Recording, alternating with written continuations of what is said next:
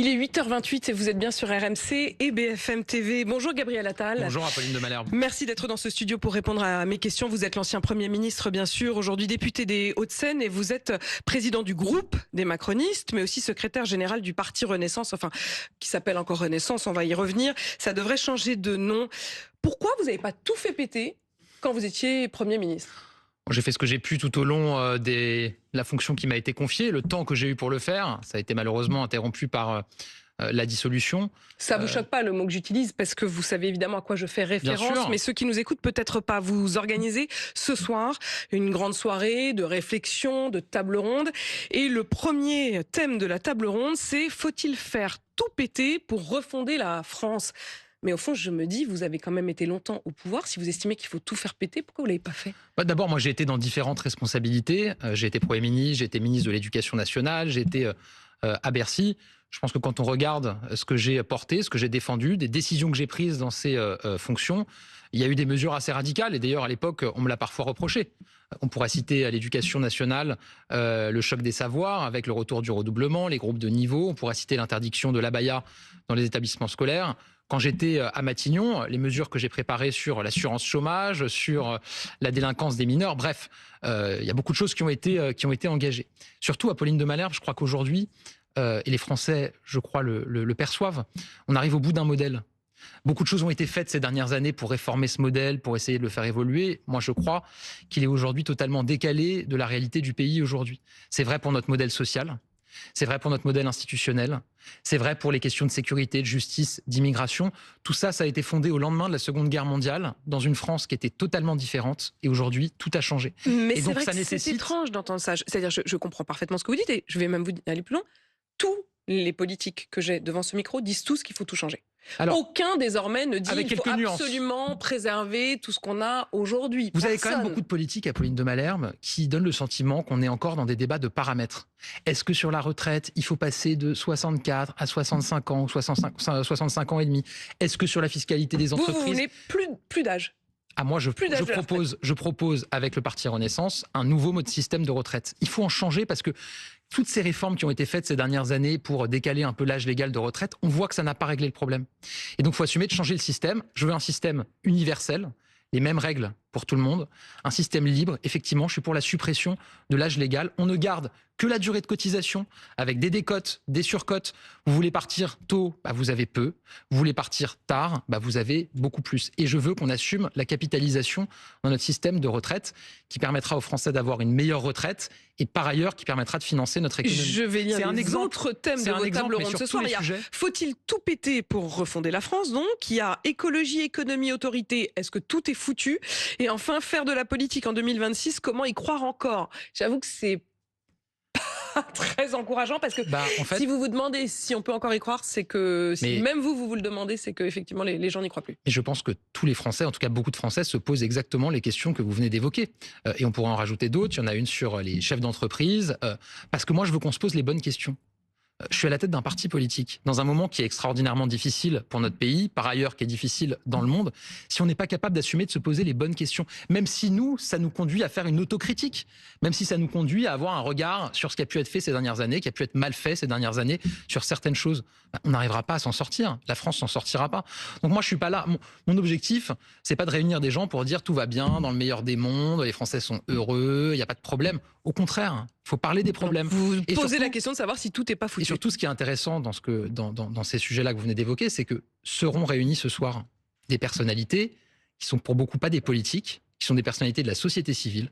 Il y aura des syndicalistes, il y aura des partenaires sociaux, des gens du patronat, il y aura des chefs d'entreprise, il y aura des associatifs, il y aura des intellectuels qui pensent pas forcément la même chose entre eux, qui sont loin d'être tous d'accord avec moi et avec ce que je propose, mais qui vont finalement confronter leurs idées, leurs points de vue, pour participer peut-être à refonder la France. En revanche, un certain nombre de poids lourds de votre parti ne seront pas là. Elisabeth Borne, qui était invitée de BFM TV hier soir, a dit qu'elle avait absolument pas prévu de venir. Elle dit même, je crois pas que Gabriel Attal soit mon patron. Vous n'êtes pas le boss du parti. Moi, vous savez, je suis secrétaire général de ce parti. Les militants m'ont élu pour ça. Et mon objectif, c'est d'en faire un véritable parti. C'est de tout refonder et d'assumer de dire que notre pays a changé, qu'il y a beaucoup de problèmes à régler en France et que pour ça, on peut pas faire comme avant. Voilà, c'est ça la ligne qui est la mienne. Après, pour le reste, vous savez, il y a toujours des commentaires. Ça vous a quand même surpris ?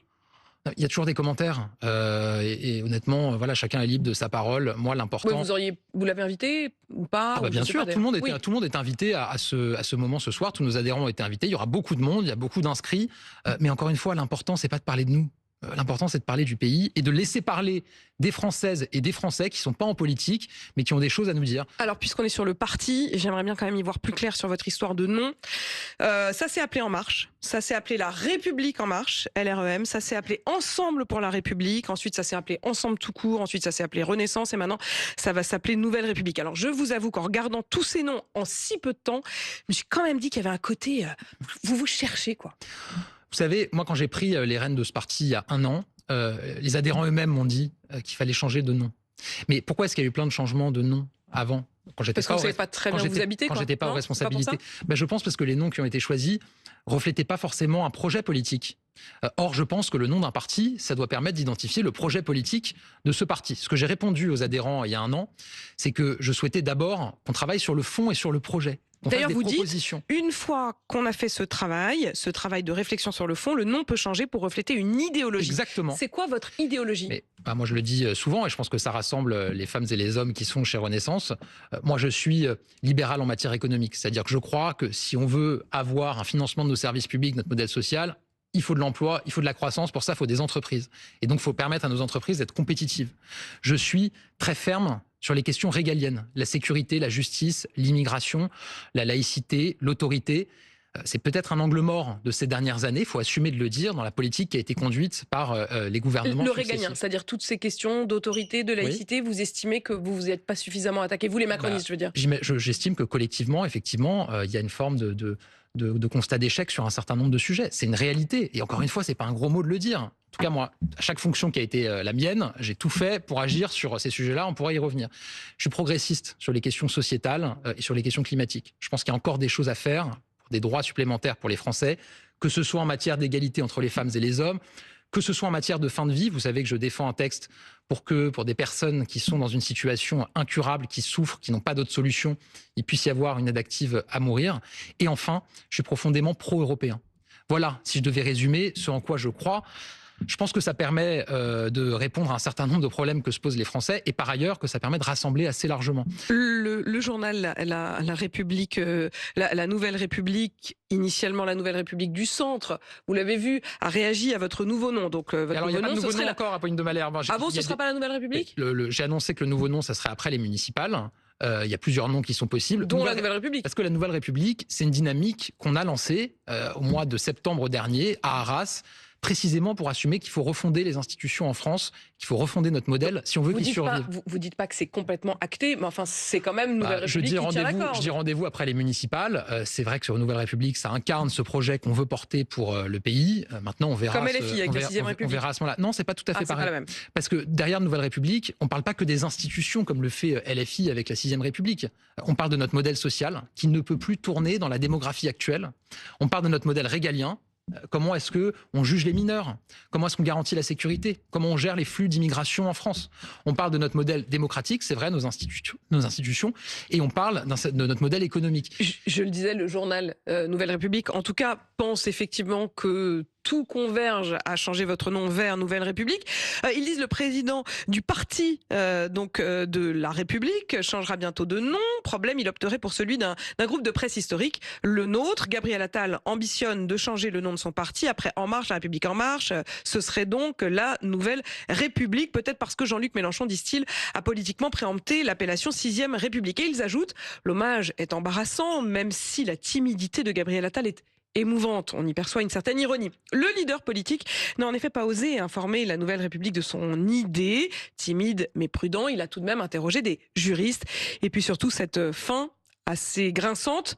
La Nouvelle République en a vu d'autres, dit l'édito ce matin donc de la Nouvelle République. Elle attend déjà que la Macronie passe à autre chose. Si Gabriel Attal manque d'inspiration, qu'il s'intéresse au municipal, ce rendez-vous électoral dans lequel son parti peine à peser, mais que la Nouvelle République chronique sans parti pris. Qu'est-ce que vous répondez ? Bon, d'abord, heureusement, la Nouvelle République, ou la République tout court, elle appartient à tout le monde. Et d'ailleurs, il y a déjà un parti qui s'est appelé comme ça ou quasiment. Tout à fait. Le parti du général de Gaulle en 1958 qu'il a créé, l'Union pour la Nouvelle République. Voilà, après moi j'ai beaucoup de respect pour la PQR, y compris les éditos grinçants, comme vous dites. Je suis très engagé aussi. Je suis très engagé aussi sur la question des municipales, évidemment, qui est un scrutin majeur pour les Français. On a des candidats Renaissance. Ils disent effectivement que votre parti peine à peser, c'est juste. Il peine à peser quand même. D'abord, il faut voir les élections, le résultat des élections. Ensuite, vous savez... Il y a beaucoup d'entre eux, vous n'avez même pas de candidat. Mais vous savez, d'abord... la plupart des candidats aujourd'hui en France, quel que soit leur parti d'origine, en général, ils se présentent avec leur étiquette propre locale. C'est vrai pour les gens qui viennent de gauche, de droite, du centre, etc. Parce que c'est des élections locales. Et ensuite, on a des candidats un peu partout en France. Je peux vous dire, il y a plein de villes, on a des candidats, je pourrais en parler ici. Et il y a d'ailleurs plein de villes qu'on va gagner avec nos candidats à l'occasion de ces municipales. Donc pour vous, il n'y a pas de problème sur les municipales? Ah non, vous savez, ça fait 1 an qu'on travaille sur les municipales. Et on a assumé de dire qu'il y a certaines villes où on considère qu'il faut se présenter sous nos propres couleurs, parce que c'est nous qui avons les meilleures idées pour cette ville, parce qu'on a travaillé, etc. Il y a des villes où on a assumé de dire on va soutenir un maire sortant ou une autre équipe qui se présente, parce qu'ils sont mieux préparés que nous, parce qu'ils ont des valeurs, des idées qui correspondent aux nôtres. J'ai envie de vous dire, c'est très bien. Moi, je pense que les gens, ils en ont marre aussi de voir ces partis qui, en permanence, disent quoi qu'il arrive, je suis pas d'accord avec les autres, je vais me présenter sous ma bannière, avec mon drapeau, et je me fiche de savoir s'il y a d'autres candidats qui sont en accord avec mes idées. Interdiction des réseaux sociaux pour les moins de 15 ans. Première étape franchie hier. Est-ce que vous vous dites que ça va effectivement pouvoir entrer en application, comme vous l'espérez, au 1er septembre? Certains disent que si l'Union européenne ne vous suit pas, ça restera lettre morte. L'Union européenne, elle nous donne la possibilité de l'interdire. Et ça, c'est très important. Vous savez, moi, c'est un combat que je mène depuis longtemps. Septembre 2023, je m'exprime pour la première fois en tant que ministre de l'Éducation nationale pour l'interdiction des réseaux sociaux aux moins de 15 ans. Il y a eu beaucoup de travail depuis, notamment avec une députée de mon groupe, Laure Miller, avec des membres du gouvernement. Je pense à Clara Chapaz, qui était membre du gouvernement précédent sur le numérique. Et il y a eu aussi un travail au niveau européen. Grâce à 2 eurodéputés de notre groupe, Valérie Ayé et Stéphanie Yoncourtin, la Commission européenne nous a donné il y a quelques mois le droit de pouvoir interdire les réseaux sociaux aux moins de 15 ans. On vient de le voter à l'Assemblée nationale. C'est une étape décisive. Donc pour vous répondre, oui, cette mesure pourra entrer en vigueur au 1er septembre 2026, à condition que le texte soit définitivement adopté. Ça va passer au Sénat, je pense, à peu près dans 1 mois. Mais on sera le premier pays de l'Union européenne à mettre en œuvre cette mesure qui est essentielle. Mais précisément, selon une source à la Commission européenne qui s'est confiée à notre journaliste sur les questions notamment d'Internet, Raphaël Grabli, la France ne pourra pas obliger les réseaux sociaux à vérifier l'âge des internautes à partir du 1er septembre 2026 parce qu'il s'agit d'une compétence européenne. Mais justement, la compétence européenne, c'est le Digital Services Act. Désolé de rentrer dans non, au les contraire, détails. Allons-y. Moi, ce que je veux, c'est justement qu'on rentre dans les détails pour savoir si au-delà des mots, ça va vraiment marcher. Et dans son article 23, ce texte européen donne la possibilité désormais aux États membres de pouvoir l'interdire dans leur pays. Pourquoi c'est important? Juste très rapidement, parce qu'il y a probablement beaucoup de parents qui nous écoutent et que ça intéresse. C'est important parce que, vous savez, je suis très engagé dans la lutte contre le harcèlement à l'école. J'ai beaucoup œuvré en la matière. Le harcèlement, il passe aujourd'hui beaucoup, malheureusement, par les réseaux sociaux. C'est important parce qu'on voit que l'usage des réseaux sociaux très jeunes et de manière très prolongée, ça a un impact sur les capacités de réflexion de nos enfants. Il y a une étude américaine qui est sortie il n'y a pas très longtemps qui montre que pour un adolescent qui passe 5 heures par jour sur les réseaux sociaux, en 2 ans, c'est un retard par rapport aux autres adolescents de l'ordre de 6 mois. En termes de développement, en termes d'apprentissage, etc. C'est important parce que ça agit sur la santé mentale de nos enfants. Et c'est important, enfin, parce que derrière ces plateformes de réseaux sociaux, il y a des puissances, il y a des pays, la Chine, les États-Unis, qui parfois, tenez-vous bien, n'autorisent même pas ces réseaux sociaux pour leurs propres enfants dans leur pays. Et donc moi, je veux qu'on puisse être indépendant en la matière, qu'on puisse protéger nos enfants. Et est-ce qu'il ne faut pas carrément interdire TikTok? Certains estiment qu'il faut interdire TikTok. C'était le cas de Raphaël Glucksmann à ce même micro hier. D'autres s'interrogent même sur la vente de smartphones aux moins de 15 ans. Non, moi, d'abord, je ne suis pas contre les réseaux sociaux par principe. Les réseaux sociaux, ça peut aussi être quelque chose de bien. Ça permet de découvrir des choses, ça permet d'apprendre, ça permet de rencontrer des gens. Je ne suis pas pour l'interdiction des réseaux sociaux. D'ailleurs, je les utilise moi-même pour communiquer. En revanche, je pense que comme pour tout, il faut un cadre, il faut une régulation.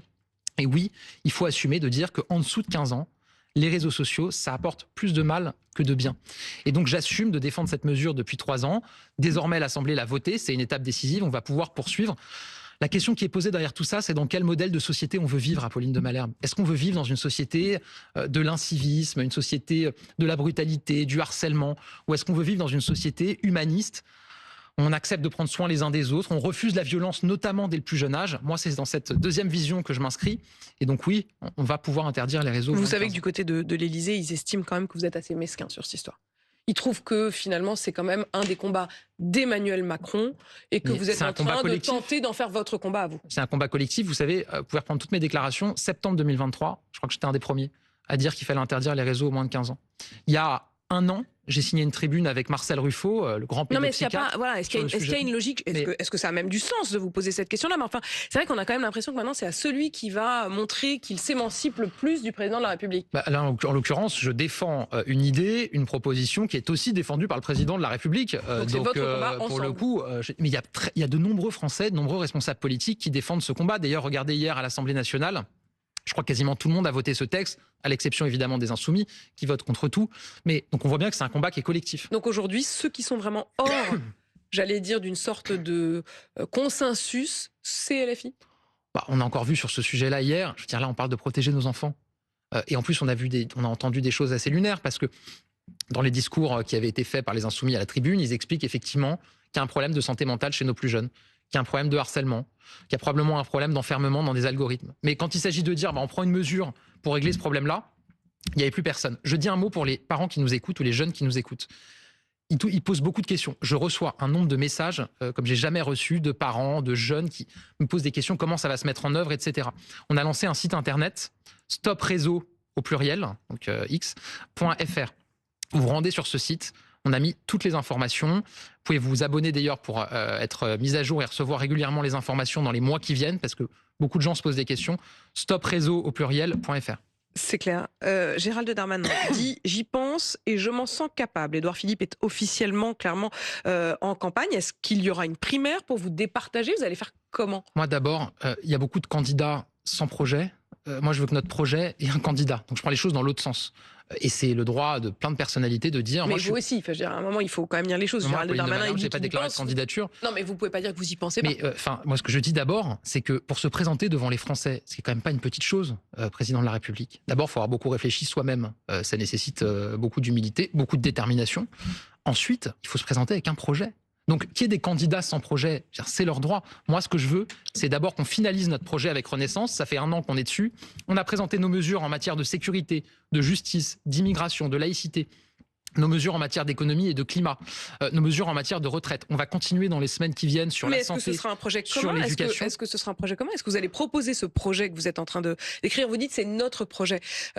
Pour paraphraser évidemment Emmanuel Macron. Ok, c'est votre projet, mais est-ce que ça veut dire que vous allez voir Gérald Darmanin, vous allez voir Édouard Philippe, vous allez leur dire voilà, on s'est mis d'accord sur un projet. Maintenant, est-ce que tu veux l'incarner? Est-ce que toi tu préfères l'incarner? Est-ce que je l'incarne? Comment vous allez faire? Alors d'abord, ça c'est un projet qui incarne Renaissance. C'est un projet sur lequel ont travaillé les adhérents, les élus, des experts qui sont venus nous aider. Mais il vous engage ce projet avec Renaissance. Les personnalités que vous citez, que ce soit Édouard Philippe ou Gérald Darmanin, ne sont pas membres de Renaissance. Donc ça c'est notre projet. Et puis ensuite on va le défendre. Ensuite je vais vous dire, il y aura une campagne. Et dans cette campagne, j'espère que ceux qui défendent les mêmes idées, les mêmes mesures... De manière, quand vous voyez que la gauche est en train de mettre en place cette primaire, vous vous dites c'est pas notre... Ça fait J'ai jamais exclu cette possibilité-là. Ce que je constate aujourd'hui, c'est que la plupart de ceux qu'on présente comme des candidats principaux sont contre l'idée de la primaire, qu'il y a beaucoup de débats sur le périmètre de cette primaire, etc. Mais vous Moi, je vais vous dire, ce qui m'importe, c'est qu'on puisse défendre un projet pour le pays. Oui, j'ai compris. Et 2, avec humilité et détermination. Non mais et 2, qu'on ne se retrouve pas avec un second tour entre la France insoumise et le Rassemblement national qui serait terrible pour le pays, et donc que des personnalités qui défendent grosso modo un projet proche, évidemment, ne soient pas toutes candidates à l'élection présidentielle. C'est dans 16 mois, je pense qu'il y a du chemin d'ici là. Et d'ici là, vous allez du rassemblement, j'espère. Tout faire péter ce soir, donc au Palais Brongniart. Merci Gabriel Attal d'avoir été mon invité ce matin, ancien Premier ministre et évidemment à la tête du parti Renaissance. 8h